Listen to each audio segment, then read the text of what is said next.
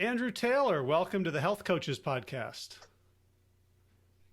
Thanks for having me. I'm excited. Yeah, well, I've interviewed you, for Plant Yourself, and you shared, the whole story, and we talked about Spudfit and all that. So why don't you give like a 45-second to 1.5 minute synopsis of your journey up to the point where you started helping other people change? Yeah, well, basically, I discovered I was a food addict and I decided to quit food entirely, which obviously is impossible. So I quit everything except potatoes. There was a lot of scientific reasoning that went into that, as well as psychological. But that's what I did, and it got a lot of attention, and I started getting emails from all around the world. From people who wanted help with food addiction. And initially I decided to write a short little ebook that would hopefully mean that people could go to get that ebook and read it and have their questions answered and leave me alone, because I wouldn't have enough time in the day to answer emails. But all that book did was increase the number of emails I got. So it was just this sort of happened organically that I got to a point where if I'm going to keep answering these questions and keep spending so much time on helping people, I'm going to have to charge for it, because I just don't have the hours in the day to be able to do that consistently. So I started charging for my coaching services, and yeah, here we are. All right, terrific. So just to clarify, like what's your profession when you're not coaching? I've been a teacher for a long time, a high school teacher, and yeah, I still do that one day a week. So and then yeah, the rest of the time I'm a coach now. So obviously there's a lot of overlap between teaching and coaching. But I was a school teacher for many years, and basically what I got graded on was how well my students could regurgitate knowledge, or write an essay, but essentially information as opposed to action.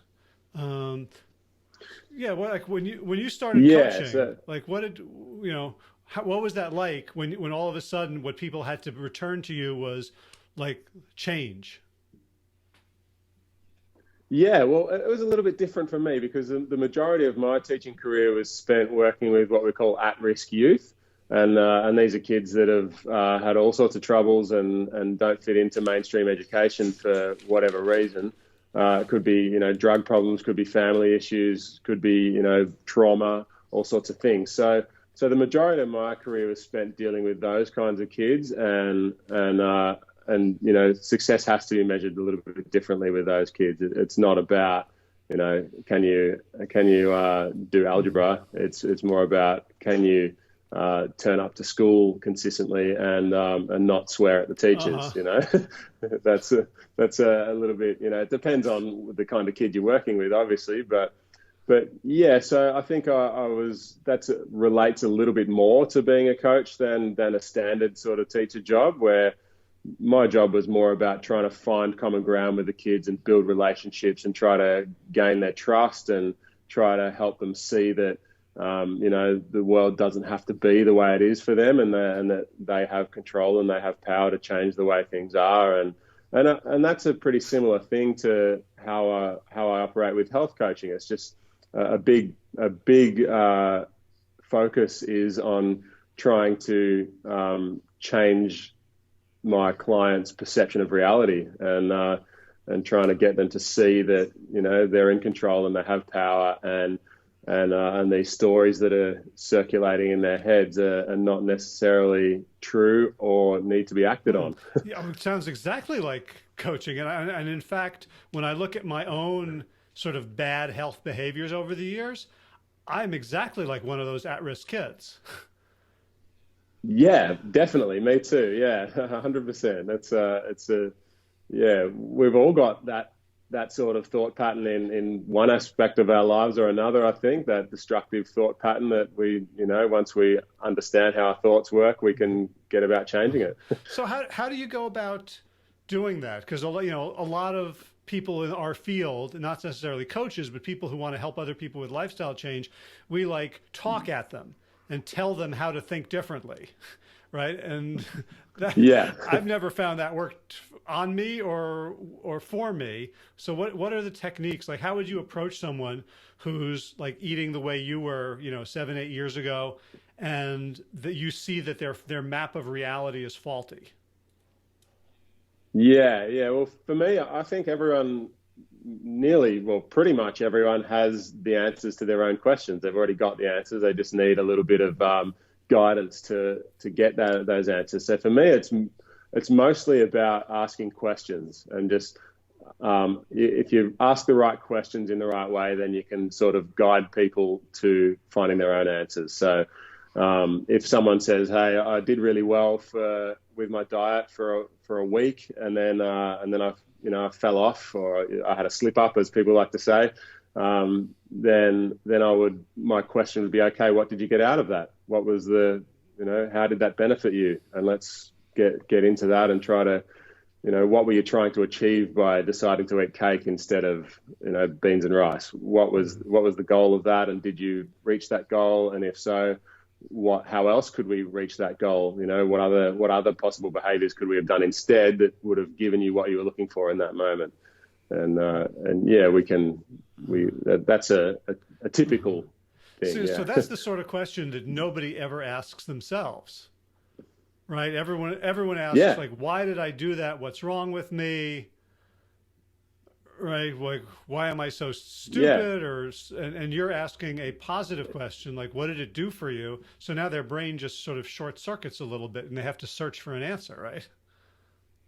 Exactly, yeah, and you're right about, why am I so stupid? Why don't I have the willpower? Why don't these are the questions that go around in people's heads. That it's always, when things go wrong, it's always because there's some kind of problem or shortcoming with me. I'm broken in some way, and nobody's broken. We're not broken. We just need to learn new ways of doing things. Everyone's in perfect working order in my eyes. We just, we need to learn new ways of doing things. That's all it is. And yeah, so we can challenge people's preconceptions of who they are and why they do things. And yeah, and people can start thinking differently if we just ask the right questions. Now, a lot of coaches are more or less anonymous in that, we serve the function of coach.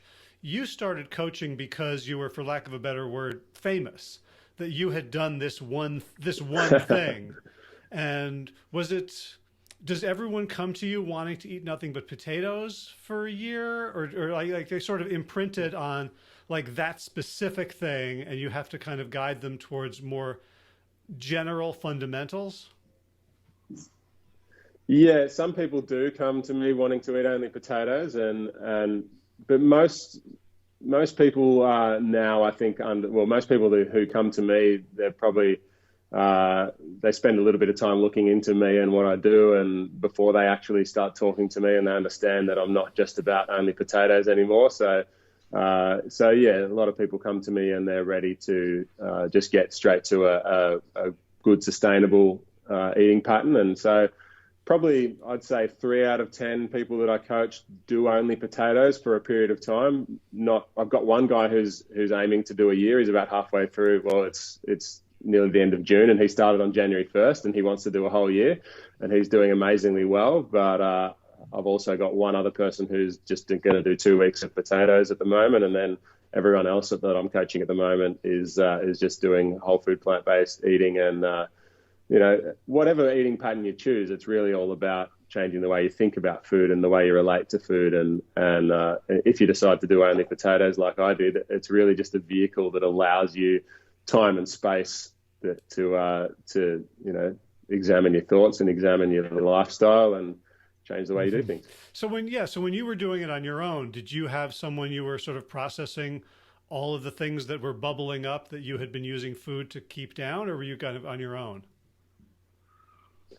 I was sort of on my own, yeah. It was. It ended up sort of being a thing I did on YouTube, which is a whole different weird story about how I ended up doing that on YouTube. But yeah, it turned out to be a good thing, not because I was interacting with other people, just because I was forcing myself each day to sit down and talk to the camera about my experiences, and that really helped me process it. I was sort of my own therapist in that way when I was sitting down and talking through each situation and what how I dealt with it. And yeah, that was a pretty useful thing. So I don't think you need necessarily to do a YouTube channel or, share your thoughts with other people, but some form of journaling, whether it's talking to a camera or writing your thoughts down, I think is a helpful thing. Okay. So when you're working with people, and your help in the, so are you doing it like, Zoom or Skype or phone call or email? What are the modalities you use?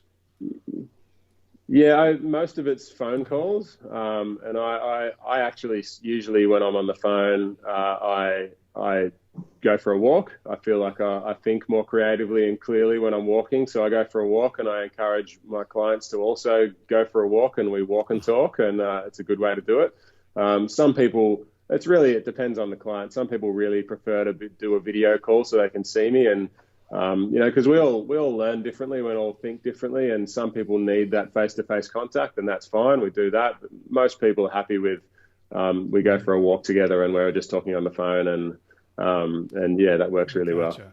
So it's you're a very sort of authoritative, calming figure. Like if I were talking to you about my problems, I could see how you could help me change my thinking in the moment while we're coaching. How do you help me translate these thoughts into actions when I do feel the compulsions or I'm stressed out or anxious? Yeah, well, a big part of what we do is we come up with what I call a thought plan. So usually when you're working with a food coach, and most of my coaching is people with food issues, the focus would be all about the food plan. What am I going to eat? When am I going to eat? How much? All of that sort of stuff. So I have a food plan as well. It's a very simple, basic food plan, and I'll develop that with my clients. And the main thing that we work on is the thought plan, though, and so we'll come up with. We'll talk about the client's history. We'll talk about what has worked well and what has not worked so well for them in the past, and what things have got in the way of success. And we'll come up with a plan for how we're going to deal with certain situations that are likely to come up. And then the first thing is that the client needs to be reading through that thought plan in the morning every day, so that it's at the front of their mind, because it's if we talk on Sunday about a thought plan, what are we going to do for the week? That's a nice thing to talk about, but by Friday, it's slipped away and it's subconscious. So it's really important every morning to get up, and I call it priming the mind. That's not something I made up. I can't remember where I got it from, but it's priming the mind. Every morning you get up and you go through your thought plan, and the purpose of that is to bring it to the front of your mind in the morning, so that when the situation comes up during the day, your mind is primed and it's there at the front of your mind, ready for use, instead of fading away to the background, and maybe you can't quite recall what you're supposed to do in a certain situation. So that's the biggest one, just priming the mind in the morning and being ready with that thought plan. Do you ever have people who, like I sometimes have clients who it's like they're trying to forget, like some part of them is trying to forget what we just agreed they were going to do, like people who like, oh yeah, I didn't do my thought plan this week. Oh yeah, all the time. So then what do you do? Yeah. Well, we just got to keep reinforcing, and it might be a situation where, okay, I'm going to send you a text message every morning and remind you, and I don't want to force myself on people on a daily basis, but if we'll talk about that, and okay, would it help you if I send you a text message every morning, so that when you wake up, you'll see my text message, and that'll remind you to do this morning routine. And it's only 2 to 3 minutes. We're talking about reading a very short thought plan and being prepared for the day. So it's an easy thing. I always tell people, just do it while you're on the toilet in the morning, and it's easy. Okay. It doesn't take any extra time then. So yeah, that's one thing I'll do, is a text message in the morning and just remind people. And yeah, we just keep working. People, it sinks in eventually. I did have one person, one of my favorite stories was that I worked with someone for 6 months before they finally had their first weight loss week, and they finally, started actually following this plan. And yeah, at the end of that week, she was very excited, and she's doing very well now. We've been working together for a year now, and she's doing very, very well. But yeah, it took 6 months to get that first big breakthrough, and I think it's there for everyone. We just, everyone works differently, and we'll find a way. How do you, because I have clients who, for lack of a better word, lack self-efficacy. Like they just don't believe in themselves. They don't believe it's possible for them. Yeah. And it sounds like this person that you worked on for 6 months, like I'm imagining if myself not making any progress, I would get discouraged. How do you help people who come in, like worse than they were before because they got excited and they still are following old patterns? Yeah, it's a tough one, and there's no like number one right answer for this, but I just think it's really important for people in that frame of mind. I try to get those people to view what we're doing as an experiment. So in an experiment, when a scientist is conducting an experiment, they're supposed to do it in a passionless, emotionless way. You just have some tests to do, and the results are the results, and it's not. It's not emotion and investment in the results is not required. All you need to do is follow the steps, test the hypothesis, and find out what happens. And I find that as a really good approach for people that are, like you say, getting really discouraged and don't believe in themselves. Well, it doesn't matter if a scientist believes in his hypothesis. That's irrelevant. What matters is that he does the test and finds out what happens. So if we can try to foster that emotionless approach, and just say, okay, here's an experiment. Maybe it'll work. Maybe it won't.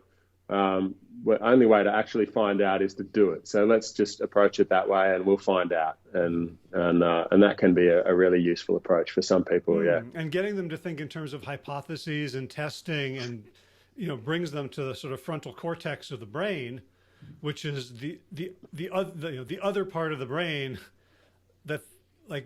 that's the part of the brain that goes offline when they're in fight or flight and I got to eat crap, right? So it's... Yeah, exactly. Yeah. So it turns it into, an academic pursuit rather than an emotional pursuit. And, as I'm sure probably everyone who's had weight problems, emotional eating is a big issue. And it's very hard not to be emotional about the way we look and the way we feel. So, yeah, if we can... of course, these people are not able to remove the emotion completely, but at least when they have, when they're able to think clearly in some moments, they'll see, this is just an experiment. If I don't actually test the hypothesis, then I don't know if it's true or not. So, it's true. Like of the scientists who are trying to come up with, COVID vaccines, or like, there's a lot riding on the outcome, but if they let that leak in to their hypotheses, they're going to, distort reality and do crappy work. Yeah, that's a really good comparison. Yeah, it's the same right across the board. I'm sure that there are people trying to work on all sorts of amazing things at the moment, and there's, that could be totally life-changing if they get the result that they want. But yeah, they're not going to do good science if they're emotionally invested. Now, when you work with people one-on-one, how do you help them deal with their social environment and so they have support? Do they have support, or is it like you're teaching them how to not need support? Yeah, that's a really tough one as well. First of all, we come up with some concrete plans of how to deal with social situations, and it always starts with preparation for me. That's you can have the best laid thought plans and the best mental strength and toughness and willpower and whatever you like, but that's all going to run out eventually, and especially if you're not well prepared. So the first thing is, when people are in social situations, when they're going to meet friends or going to someone's place, I always say, turn up on a full stomach. Just make it easy on yourself. If you're going to meet someone at a cafe for lunch, eat before you go, turn up on a full stomach, and then the worst case scenario is you just eat a salad and you're done because you're already full. So make it easy on yourself that way.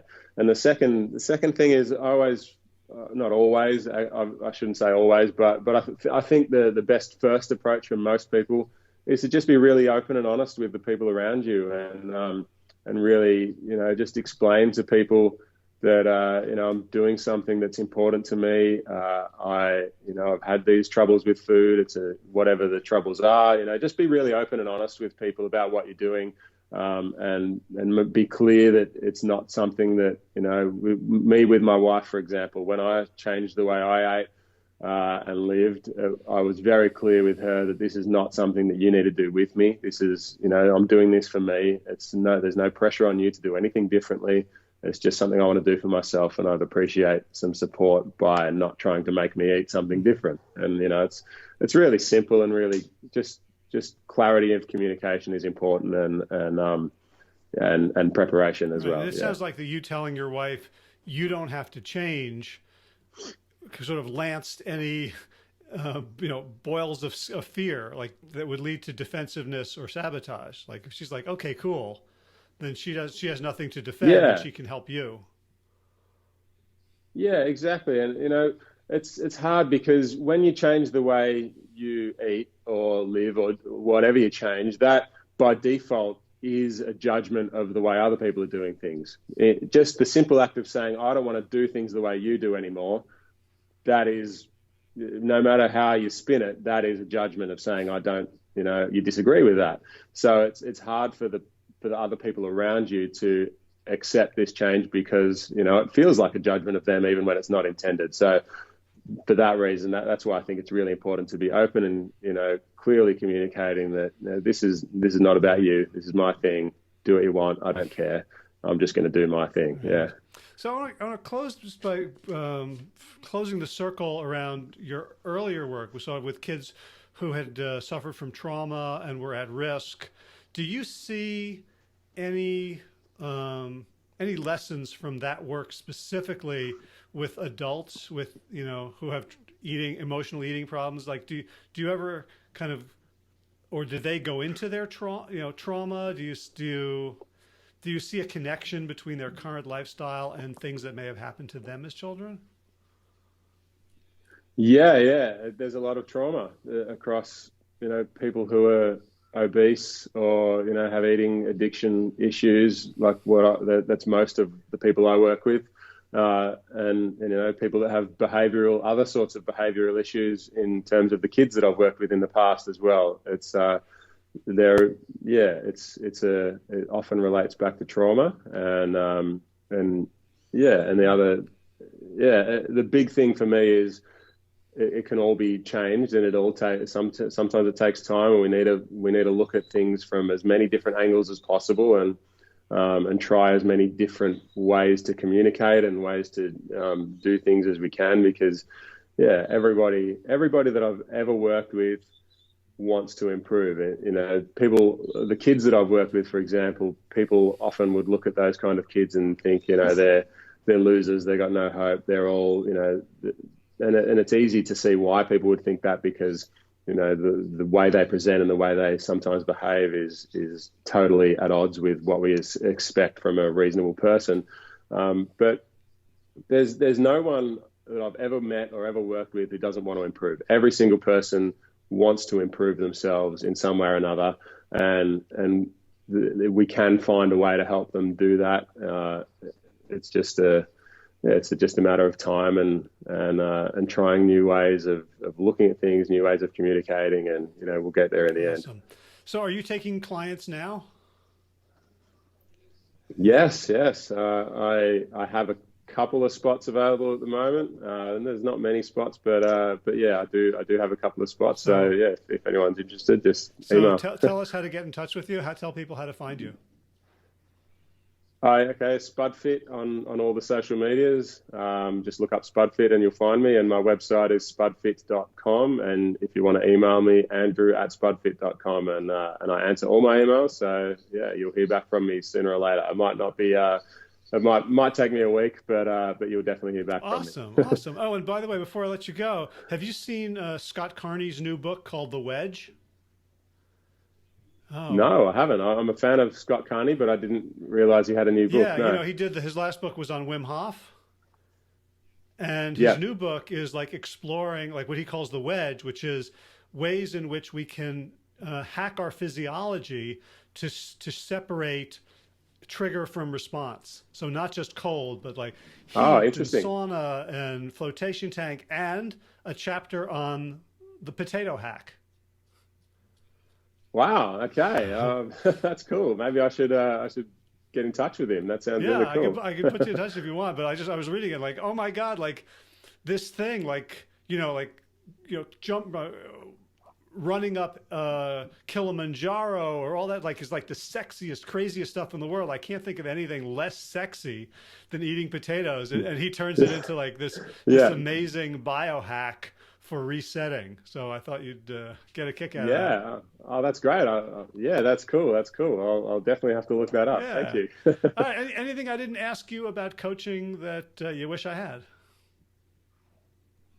No, that was a lot of great questions, and it's really nice to be able to talk about coaching itself on a deeper level. So, yeah, thank you. That was a lot of great questions, and I think we covered it. Thank you for taking the time. Thank you for hiding out in your garage while the kids get ready for school. Yeah. And yeah, no worries. I can hear there's a bit of noise going on upstairs. I reckon there's a bit of excitement happening, so it might be time for me to get on the bike and ride to school with my big all boy. right, enjoy. Andrew Spudfit, Taylor, thank you so much for all you do and for taking the time today. No worries. Thank you, and keep up the great work yourself. I Cheers. love it. Bye.